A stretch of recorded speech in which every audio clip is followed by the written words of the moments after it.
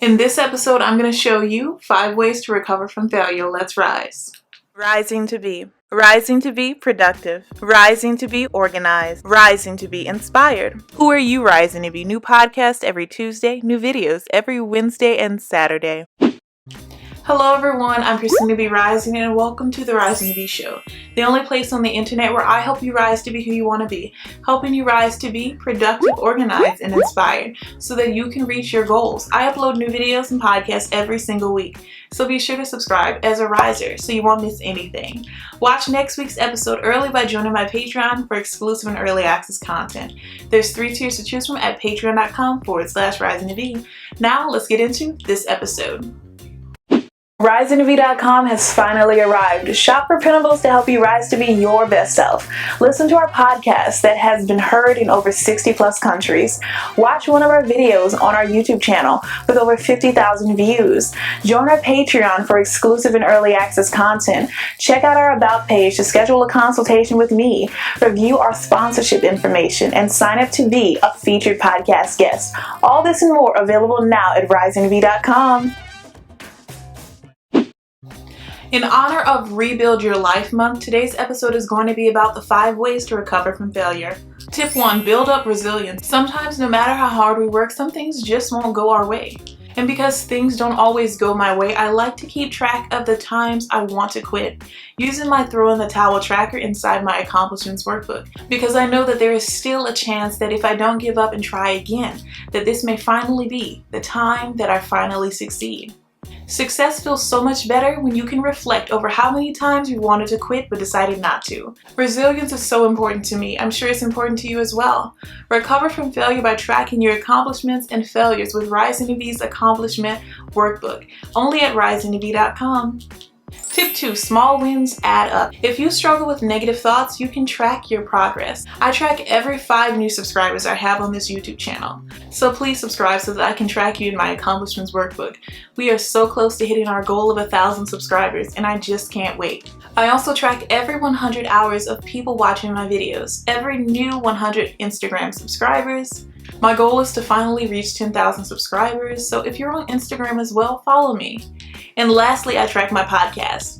We currently have 60 plus countries and 45 states. We only have 5 left to reach 50, which are Maine, North and South Dakota, Vermont, and Mississippi, the state that is literally right next door to mine, Louisiana. So if you are in any one of these states, please be sure to give us a listen and a podcast review. I would love to know what you think of it.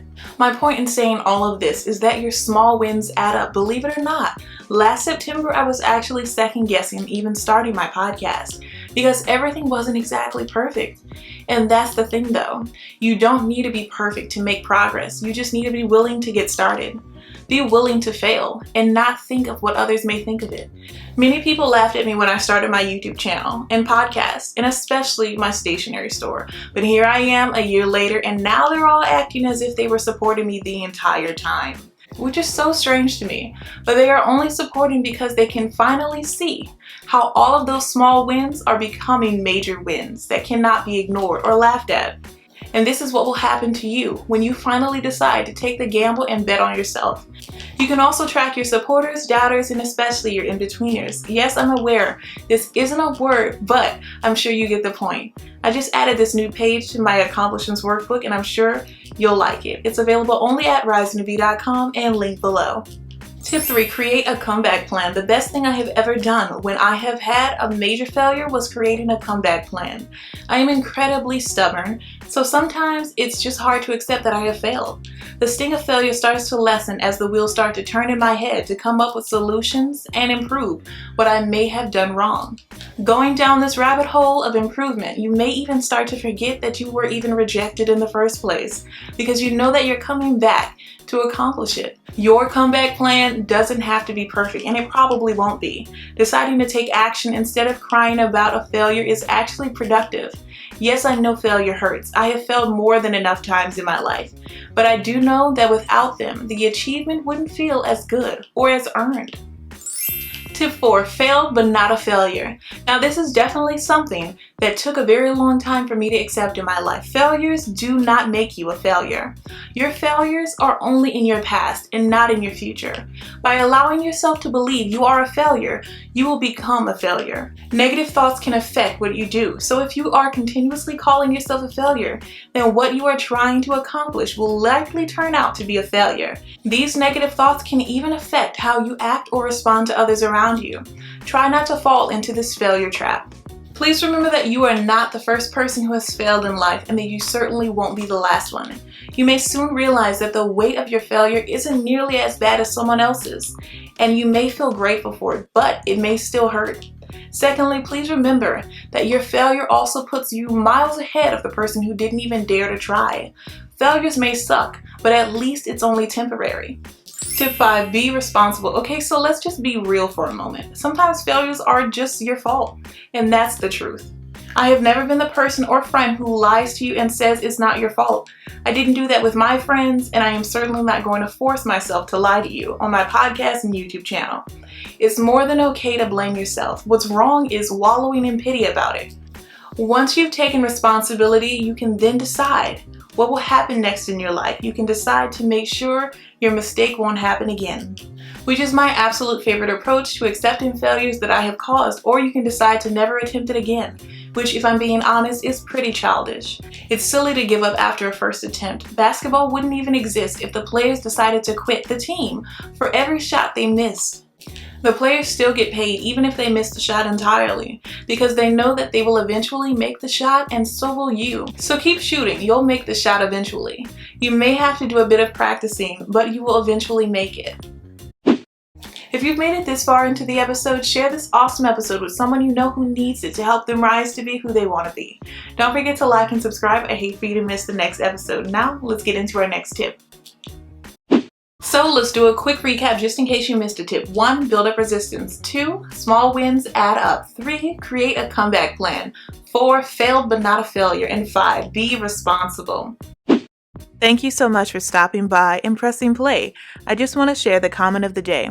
Today's comment of the day comes from YouTube commenter on a silver budget. Great inspirational video. Thank you so much for all of these tips. Pink tulip emoji, green heart emoji. New friend here, let's stay connected. Thank you so much for your comment on a silver budget. Love the name.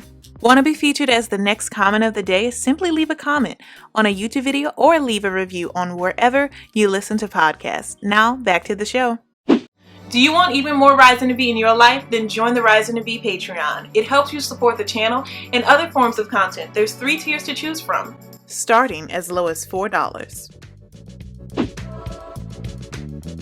So here's a breakdown of Tier 1. You get access to the monthly wallpapers for your computer and phone to keep you motivated and inspired all month long. You get to choose 1 monthly video topic, and of course, you get a Patreon shout out in my next video.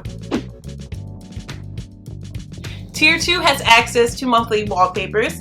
You get to choose 1 monthly video topic, early access to videos, and of course, a Patreon shout out in my next video. Tier 3 has access to the monthly wallpapers. They get to choose 2 monthly video topics and 1 podcast topic. Early access to videos and podcasts, a Patreon shout out in my next video, and of course exclusive access to my printable collection from my Etsy store, Rising to Be. And it's only available through Patreon and Etsy, so this is something you really want to jump on. There are 3 tiers to choose from. I plan on adding even more as we go along. So I hope you'll consider joining the Patreon Risers. Keep rising to be who you want to be. Thank you so much for stopping by and pressing play. I truly appreciate it. I hope this episode was helpful to you. Let me know in the comments or your podcast review which tip you'll be using. Watch next week's episode early by joining my Patreon for exclusive and early access content. There's 3 tiers to choose from at patreon.com/risingtobe. And remember to keep rising to be who you want to be. Bye, risers.